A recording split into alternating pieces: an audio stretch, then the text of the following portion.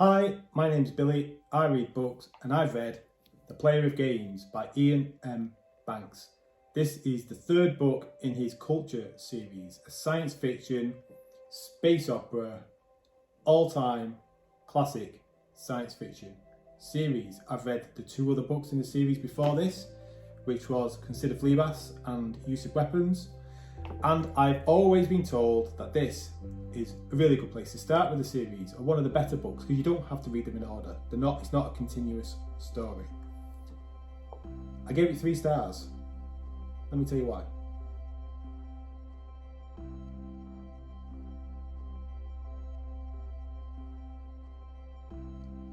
So my main issue with this book is it's just not very interesting. It's got a good concept, which is we follow our main character. He lives on this orbital, which is like a big ringed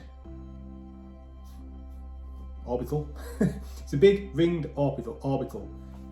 Can't really see it on this. I'll put a picture here when I find one to try and give you an idea of what it is.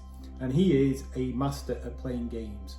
There's all these different games that, because in the culture, you don't need to work, you don't get ill. You know, a lot of all the stresses of human life, of our life and our day-to-day existence no longer exist, because they're a supreme race of beings, really. So you've just got a lot of leisure time, really. And this guy is an expert at playing games. He enters lots of competitions and he's widely renowned and known as being the best game player there is. And he's getting a bit bored almost, or kind of doubting himself in some way, and worried, like, what if someone else comes along who's younger and better than me, and am I going to lose my title and all this business? And anyway, a set of circumstances unfolds, which I won't go into because I'll spoil it a little bit, which puts him in a bit of a predicament, and he's presented with an offer he can't refuse. And that offer is that there's this empire that the culture have encountered, and the culture do this with a lot of different races they come across. They don't go in all guns blazing to capture them. They kind of monitor them for a long time, and they work out the best way to kind of absorb them, almost how to integrate themselves with them. And this empire that they've found, their entire existence, everything about them revolves around the game. Most people, in our world, for example, there's various games, isn't there? Think of like computer games, or games on your phone, or games on the TV, or sporting games, or whatever. And yes, some people take them very, very seriously, but it's not life. It's not, your the politics of your country does not evolve around playing a game. You don't elect your prime minister, your president, your first minister as to who's the best at playing games. You don't get promoted because you're the best FIFA 24 player, for example. You know what I mean? You don't go for an job interview and get given the go because you get to level 200 on Candy Crush. It's not like that, is it? But this empire that they discovered do. So our main character goes there to play this game, which is a really good idea, and it's a really good concept. And I was reading it, I was thinking, I like this. This is really, really good. This is a very, very interesting concept. And it is. The problem is, though, is that it's boring. It's boring, and you don't really understand the game that is being played. It kind of explains it, because it's like, I can't really describe it, but because it's not a real game that this author has created, it's this alien game of such a big scope. Obviously the author can't explain all the rules and everything for the game, because it would be incredibly dull, and it'd be like reading an instruction manual. So you have to read about this very, very important game being played, and the characters playing this game, but you don't actually know what the game is, so you can't really visualize it.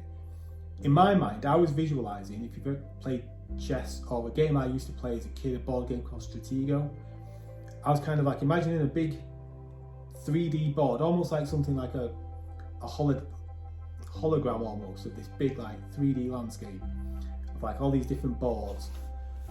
And you'd have all these different pieces on this board moving along like chess, like a big massive glorified game of chess. But you'd have like a certain board for it. And you'd have like these like pre-games where you get some points, and then you go onto this other board where you take into your lead there, which gives you greater strength against these other opponents, and you go from there to the final board to play someone else, the next winner kind of thing. And it's really good concept and ideas, but because you don't know what the actual game is, because the game isn't real, it's hard to get invested in it. So with all the books, I say all the books, the 2 of the books I've read in this series so far, they've left an impression on me. And this one has, even though I've given it 3 stars, and I'm saying it's boring, it's left an impression on me, and it's left an image, an imprint in my mind. So whenever I think back about Consider Fleabas, there are certain things I think about and I can recall very, very vividly, very, very clearly. If I think of use of weapons, same thing there. And in time, in the future, when I think about this, the same thing I will be able to say for that as well. And that's something good. It's a boring book I give 3 stars to, but it's made an impression on me and it's left an imprint, and I will think about it for the months and years to come, which is a bit weird really, but it's enough to make me want to continue again to the 4th book. But I don't even know what book 4 is because I don't really hear anyone talk about it really, but I'll have a look. I'll see what book 4 is, and I will no doubt get to that at some point in the future. So would I recommend you starting this book if you were going to give this series a go? Well, from the 3 I've read, yeah, possibly, because it's the most, it's a science fiction book, but it's not going to hurt your brain. I would say, people say don't try Consider Fleabas, which is book 1, because they say it's not the best book in the series. In fact, it's pretty weak, but that's like a pretty normal, it's like a poor man's version of The Expanse of Leviathan Wakes. It's like a poor man's version of that. This, yeah, see what you think. There's a few ideas in it, concepts, and like the orbital I mentioned about, like droids, I can't remember now, begins with D I think anyway, that help, gives you an idea of what the people in the culture can do, what they can't do, what the powers are. Powers as I mean like in terms of technological powers and advancements. Gives you all that. There's not a load of hard science in it, in fact there's hardly any, and it's a good grounding. I'd say this is probably the best one to go for. Gives you a good grounding, and then when you read the other 2 or wherever you go after this, you can move on from. So it's also not very big, it's about 300 pages. So let me know what you think. Have you read this book? Did you like it more than me? Do you agree with my thoughts that it's a bit dull, just a bit boring?